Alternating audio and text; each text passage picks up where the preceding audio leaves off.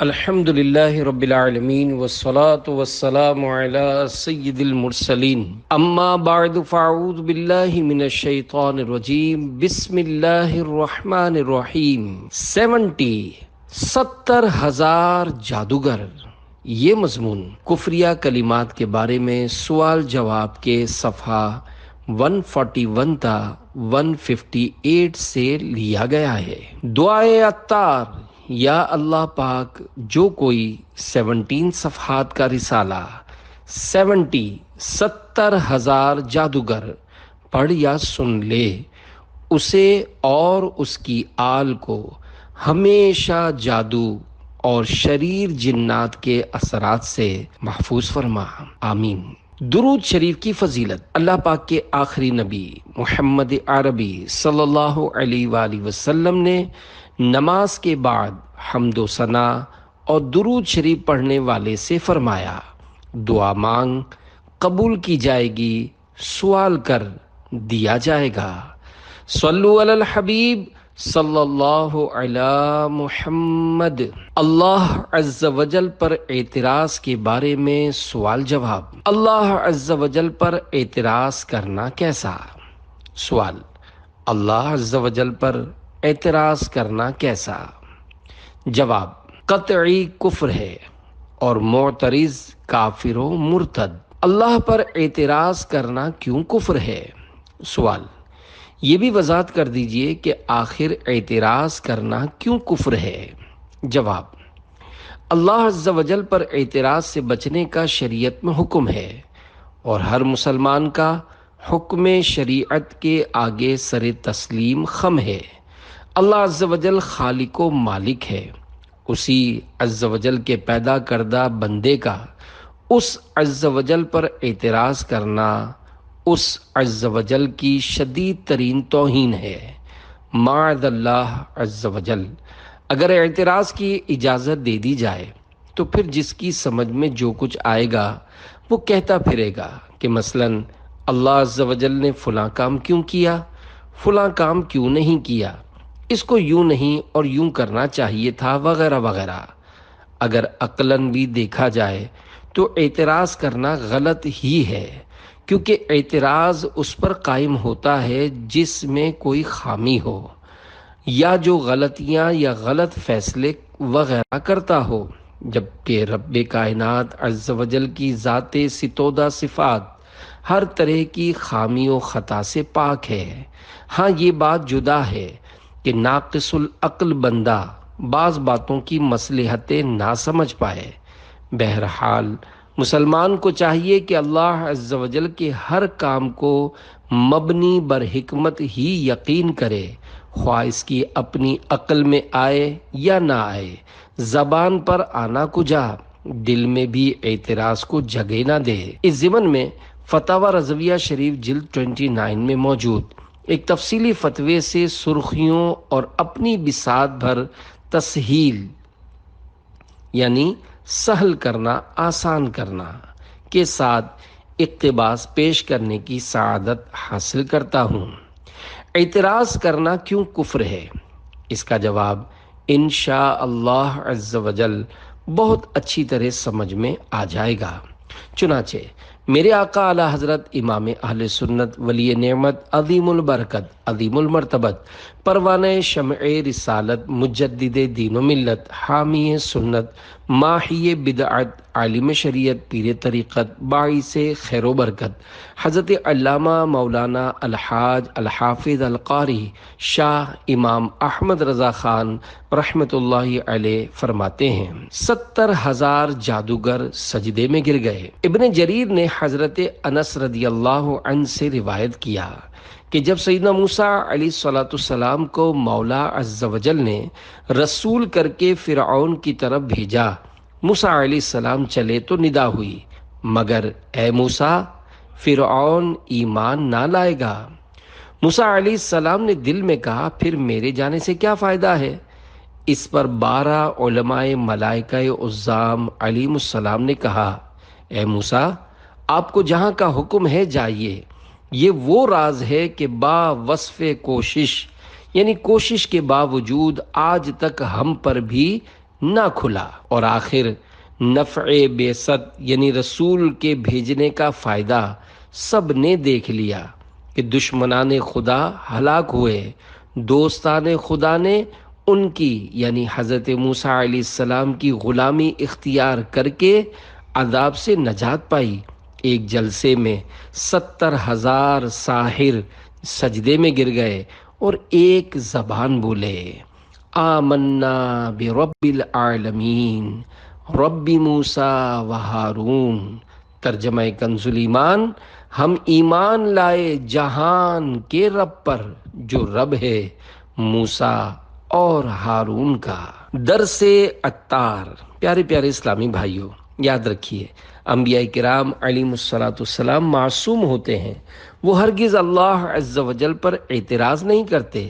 سیدنا موسیٰ کلیم اللہ علیہ السلام کے دل میں خیال آنا معاذ اللہ عز و جل بر بنائے اعتراض نہیں، حکمت پر غور کرتے ہوئے تھا، اور آپ علیہ السلام کو حکمت کانوں سے سنانے بتانے کے بجائے آنکھوں سے دکھانے کی ترکیب فرمائی گئی، اور وہ یہ کہ فرعون چونکہ شقی ازلی یعنی ہمیشہ کے لیے بدبخت تھا، اس لیے ایمان نہ لایا، مگر آپ علیہ السلام کے اس ازلی کافر کے پاس نیکی کی دعوت دینے کا ثواب کمانے کے لیے تشریف لے جانے کی برکت سے 70,000 جادوگر ایمان لے آئے۔ میرے آقا اعلی حضرت امام اہل سنت مولانا شاہ امام احمد رضا خان رحمۃ اللہ علیہ مزید فرماتے ہیں، مولا عز و جل قادر تھا اور ہے کہ بے کسی نبی اور آسمانی کتاب کے تمام جہان کو ایک آن میں ہدایت یعنی عنایت فرما دے۔ وَلَوْ شَاءَ اللَّهُ لَجَمَعَهُمْ عَلَى الْهُدَى فَلَا تَكُونَنَّ مِنَ الْجَاهِلِينَ۔ ترجمہ کنز ایمان، اور اللہ عز و جل چاہتا تو انہیں ہدایت پر اکٹھا کر دیتا، تو اے سننے والے تو ہرگز نادان نہ بن۔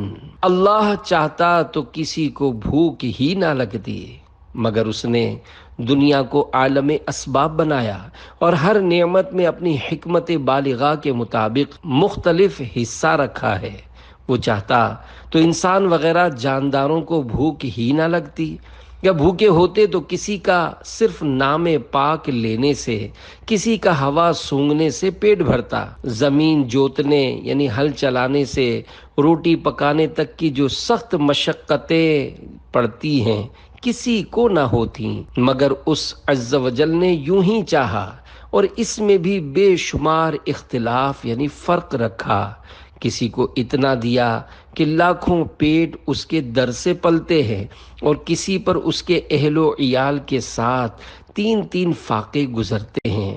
غرض ہر چیز میں اہم یقسمون رحمت ربک نحن قسمنا بینہم معیشتہم فی الحیات الدنیا۔ ترجمہ کنز ایمان، کیا تمہارے رب کی رحمت وہ بانٹتے ہیں؟ ہم نے ان میں ان کی زیست کا سامان دنیا کی زندگی میں بانٹا۔ کنے رنگیاں ہیں، مگر احمق بد عقل یا اجہل بالدین یعنی سخت جاہل گمراہ وہ اس کی ناموس بارگاہ عظمت میں چوں چرا کرے کہ یوں کیوں کیا، یوں کیوں نہ کیا، سنتا ہے اس کی شان ہے۔ یفعل اللہ ما یشاء۔ ترجمہ کنز ایمان، اللہ عز و جل جو چاہے کرے، اس کی شان ہے۔ ان اللہ یحکم ما یرید۔ ترجمہ کنز ایمان، بے شک اللہ عز و جل حکم فرماتا ہے جو چاہے، اس کی شان ہے۔ لا یسأل عما یفعل وهم یسألون۔ ترجمہ کنز ایمان، اس سے نہیں پوچھا جاتا جو وہ کرے، اور ان سب سے سوال ہوگا۔ ہزاروں اینٹوں کی تقسیم کی بہترین مثال، زید نے روپے کی 1000 اینٹیں خریدیں، 500 مسجد میں لگائیں، 500 پاخانے کی زمین اور قدمچوں میں یعنی WC یا کھڈی کے پائے جس پر پاؤں رکھ کر قضائے حاجت کے لیے بیٹھتے ہیں۔ کیا اس سے کوئی الجھ سکتا ہے کہ ایک ہاتھ کی بنائی ہوئی، ایک مٹی سے بنی ہوئی، ایک آوے یعنی بھٹی سے پکی ہوئی، 1 روپے کی مول لی یعنی خریدی ہوئی 1000 اینٹیں تھیں، ان 500 میں کیا خوبی تھی کہ مسجد میں صرف یعنی استعمال کی، اور ان میں کیا عیب تھا کہ جائے نجاست یعنی نجاست خانے میں رکھیں؟ اگر کوئی احمق اس اپنے پلے سے اینٹیں خرید کر لگانے والے سے پوچھے تو وہ یہی کہے گا کہ میری ملک تھی، میں نے جو چاہا کیا۔ بادشاہ سے الجھنے والے فقیر کو کوئی عقل مند نہیں کہتا۔ جب مجازی یعنی غیر حقیقی جھوٹی ملک کا یہ حال ہے تو حقیقی سچی ملک کا کیا پوچھنا؟ ہمارا اور ہماری جان و مال اور تمام جہاں کا وہ ایک اکیلا پاک نرالا سچا مالک ہے۔ اس کے کام، اس کے احکام میں کسی کو مجال دم زدن یعنی دم مارنے کی جرت کیا مانا؟ کیا کوئی اس کا ہمسر یعنی ہم پلہ یا اس پر افسر ہے جو اس سے کیوں اور کیا کہے؟ مالک علی الاطلاق یعنی مالک مطلق، ہر کام کا مالک و مختار ہے، بے اشتراک ہے یعنی شرکت سے پاک، جو چاہا کیا اور جو چاہے کرے گا، ذلیل فقیر، بے حیثیت حقیر، اگر بادشاہ جبار سے الجھے تو اس کا سر کھجایا ہے، شامت نے گھیرا ہے۔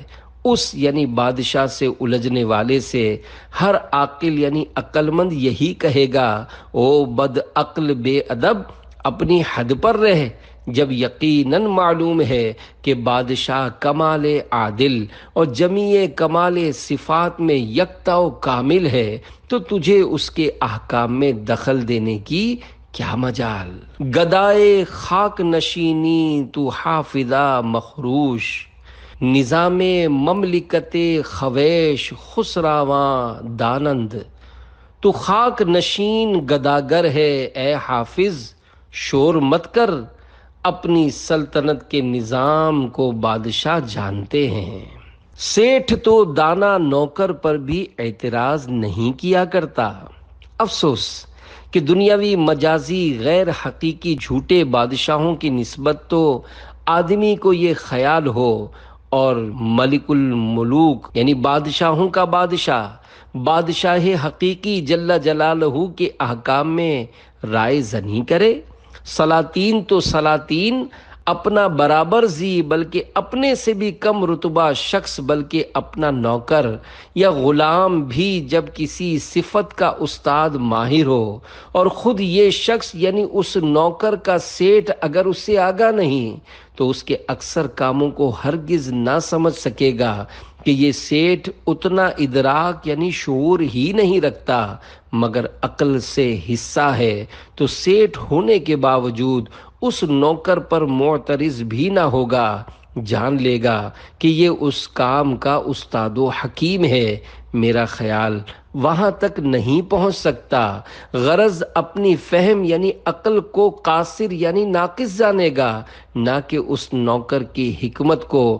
پھر رب الارباب، حکیم حقیقی، عالم السر والخفی عز جلالہ کے اسرار یعنی بھیدوں میں خوض یعنی غور کرنا، اور جو سمجھ میں نہ آئے اس پر معترض ہونا اگر بے دینی نہیں تو جنون یعنی پاگل پن ہے، اگر جنون نہیں تو بے دینی ہے، والعیاذ باللہ رب العالمین۔ اور اللہ عز و جل کی پناہ جو تمام جہانوں کا پروردگار ہے۔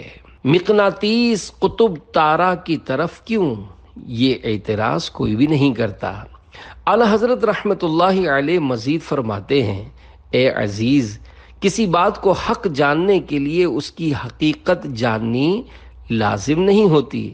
دنیا جانتی ہے کہ مقناطیس لوہے کو کھینچتا ہے اور مقناطیسی قوت دیا ہوا لوہا ستارہ قطب کی طرف توجہ کرتا ہے، یعنی مقناطیس کی خاصیت یہ ہے کہ اس کا رخ قطب تارہ کی طرف ہی رہتا ہے، مگر اس کی حقیقت و کنہ یعنی طے کوئی نہیں بتا سکتا کہ کہ اس خاکی یعنی زمینی لوہے اور اس افلاکی آسمانی ستارے میں کہ یہاں سے کروڑوں میل دور ہے باہم کیا الفت، اور کیوں کر اسے اس کی جہت یعنی سمت کا شعور یعنی سمجھ ہے۔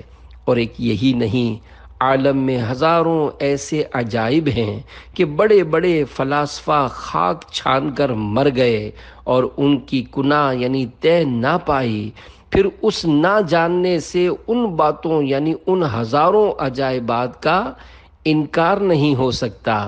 آدمی اپنی جان ہی کو یعنی اپنے ہی بارے میں بتائے کہ وہ کیا شے ہے جسے یہ میں کہتا ہے، اور کیا چیز جب نکل جاتی ہے تو مٹی کا ڈھیر بے حس و حرکت رہ جاتا ہے۔ اللہ نے میری قسمت اچھی نہیں بنائی، کہنا کیسا؟ سوال: اگر کوئی یوں کہے میں بہت پریشان ہوں، پتہ نہیں کیا خطا مجھ سے ایسی ہوئی ہے جس کی مجھ کو سزا مل رہی ہے۔ میں نے دیکھا اللہ عز و جل مجھ سے بالکل خوش نہیں، اور اللہ عز و جل نے میری قسمت ابھی تک تو ذرا بھی اچھی نہیں بنائی، اس بارے میں کیا حکم ہے؟ جواب: یہ جملہ کہ پتہ نہیں کیا خطا مجھ سے ایسی ہوئی ہے جس کی مجھ کو سزا مل رہی ہے، بہت برا ہے۔ ایسا ہرگز ہرگز نہ کہا جائے، کیونکہ ہم گناہوں سے معصوم نہیں، ہم تو خطاؤں میں سر تا پا ڈوبے ہوئے ہیں۔ گناہوں سے معصوم صرف انبیاء و فرشتے علیہم الصلاۃ والسلام ہیں۔ مدنی مشورہ ہے، فیضان سنت جلد اول صفحہ 1032 تا 1042 کا مطالعہ فرما لیجئے۔ اور دوسرا جملہ کہ میں نے دیکھا، اس میں اللہ عز و جل پر اعتراض کا پہلو نمایاں ہے جو کہ کفر ہے، اور اعتراض ہی مقصود ہو تو صریح کفر۔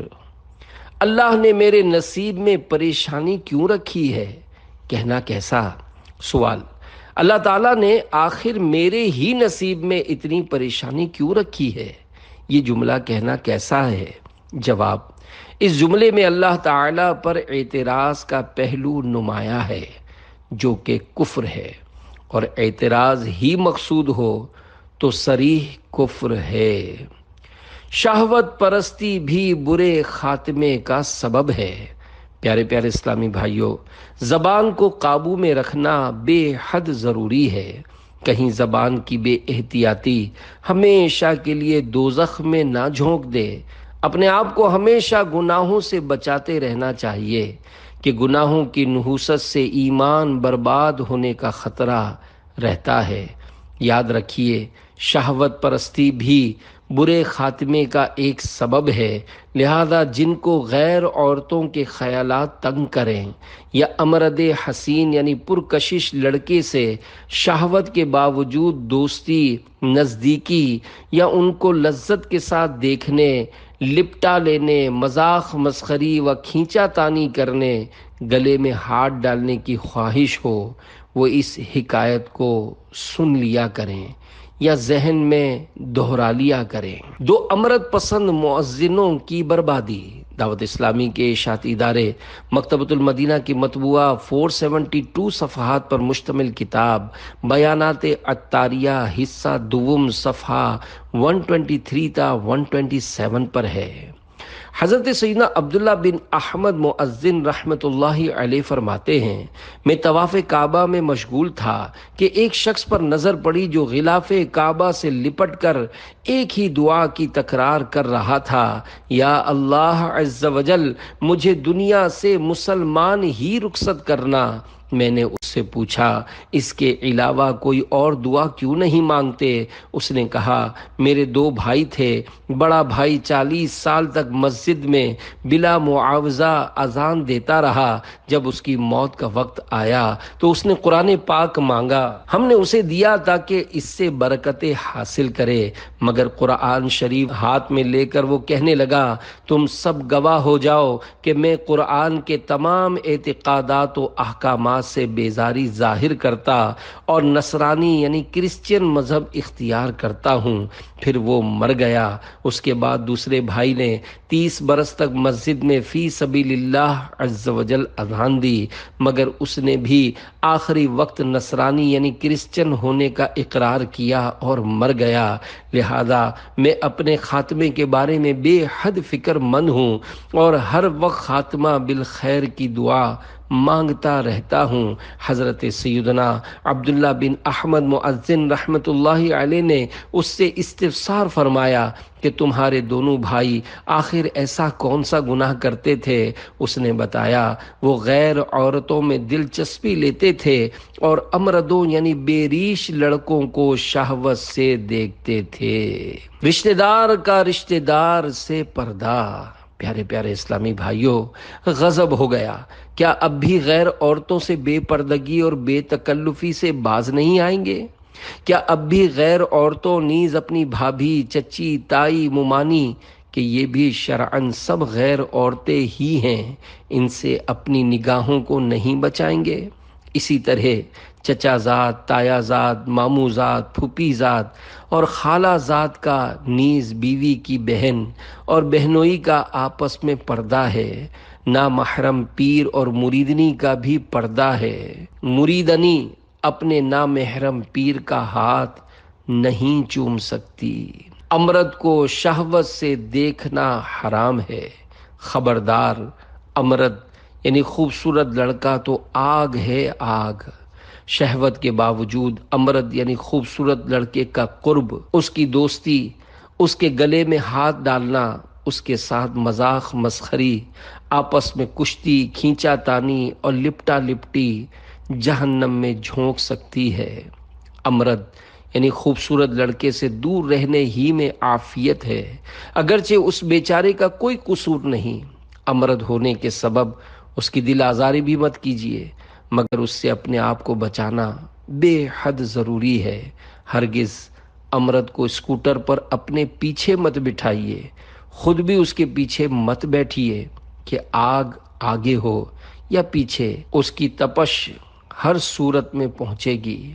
شہوت نہ ہو جب بھی امرد سے گلے ملنا محل فتنہ یعنی فتنے کی جگہ ہے، اور شہوت ہونے کی صورت میں گلے ملنا بلکہ ہاتھ ملانا، بلکہ فقہاء کرام رحمہم اللہ السلام فرماتے ہیں امرد کی طرف شہوت کے ساتھ دیکھنا بھی حرام ہے۔ اس کے بدن کے ہر حصے حتیٰ کہ لباس سے بھی نگاہوں کو بچائیے۔ اس کے تصور سے اگر شہوت آتی ہو تو اس سے بھی بچیے۔ اس کی تحریر یا کسی چیز سے شہوت بھڑکتی ہو تو اس سے نسبت رکھنے والی ہر چیز سے نظر کی حفاظت کیجیے، حتیٰ کہ اس کے مکان کو بھی مت دیکھیے۔ اگر اس کے والد یا بڑے بھائی وغیرہ کو دیکھنے سے اس کا تصور قائم ہوتا ہے اور شہوت چڑھتی ہے تو ان کو بھی مت دیکھیے۔ امرد کے ساتھ 70 شیطان۔ امرد یعنی خوبصورت لڑکے کے ذریعے کیے جانے والے شیطان عیار و مکار کے تباہ کار وار سے خبردار کرتے ہوئے میرے آقا اعلی حضرت رحمت اللہ علیہ فرماتے ہیں، منقول ہے عورت کے ساتھ 2 شیطان ہوتے ہیں اور امرد کے ساتھ 70۔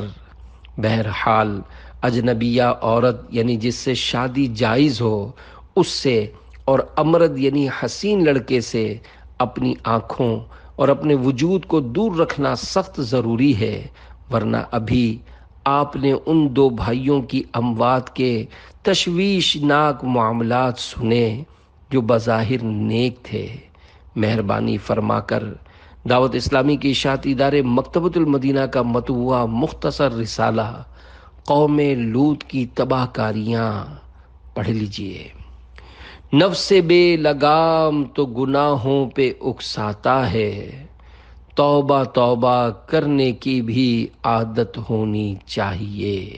ارشاد حضرت سیدنا یحییٰ بن ابو کثیر رحمت اللہ علیہ، چغل خور ایک لمحے میں جتنا فساد مچا دیتا ہے، جادوگر اتنا فساد 1 مہینے میں نہیں کر سکتا۔